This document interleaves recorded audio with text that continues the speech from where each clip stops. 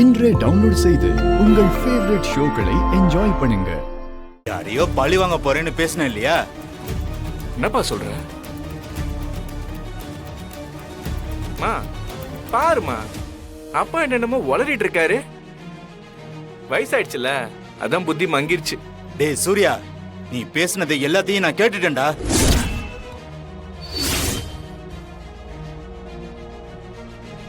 ஓ, கேட்டுட்டீங்களா? தெரிஞ்சிருச்சா? வேணாம் சூர்யா, நீ ஏதோ பெரிய தப்பு பண்றேன்னு தோணுது. டேய், ராமச்சந்திர குடும்பம் நம்மளுக்கு கெடுதல் நினைக்கிறவங்க இல்லடா.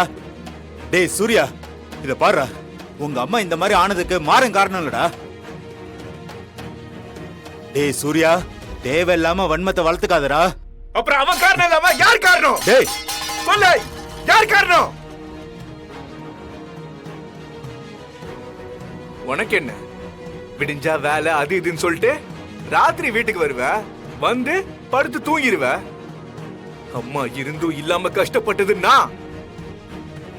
அப்ப அந்த வலி எனக்கு தானே தெரியும். ரொம்ப நல்லவனா மத்தவங்க செஞ்ச தப்பெல்லாம் பொறுத்துக்கிட்டு சகிப்புத்தன்மையோட என்னால வாழ முடியாது. டேய், அதுக்கு இல்லடா சூர்யா. நீ எதுவும் பேசாத. வந்தோமா, தின்னோமா, தூங்குனோமான்னு இரு. மத்த எல்லாம் நான் பாத்துக்கிறேன். டேய், உனக்கு ஏதாவது புத்தி கெட்டு போச்சாடா? எப்போ நடந்த விஷயத்த மனசுல வச்சுக்கிட்டு பழி வாங்க நினைக்கிறியடா? டேய், கல்யாண வயசாச்சுல, மரியாதையா ஒரு பொண்ணை பார்த்து கல்யாணம் பண்ணி குடும்பம் குட்டின்னு செட்டில் ஆக பாடுறா. பா, நீ மரியாதையா உன் வேலைய பாரு, என் விஷயத்துல தலையிடாத. டேய், தோலுக்கு மேல வளர்ந்த புள்ளைய அடிக்க வேணான்னு பார்த்தா ரொம்ப ஓவரா போறியா? உன்ன கைடா சூர்யா, வேணாம் வேணாம், விடுறா. கை கை கை கை டேய், விடுறா. டேய்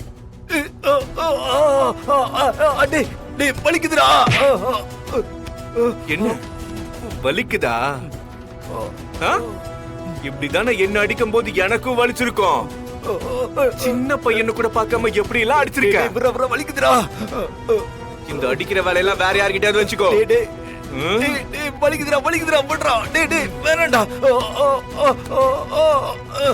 வெட்டுறேன்.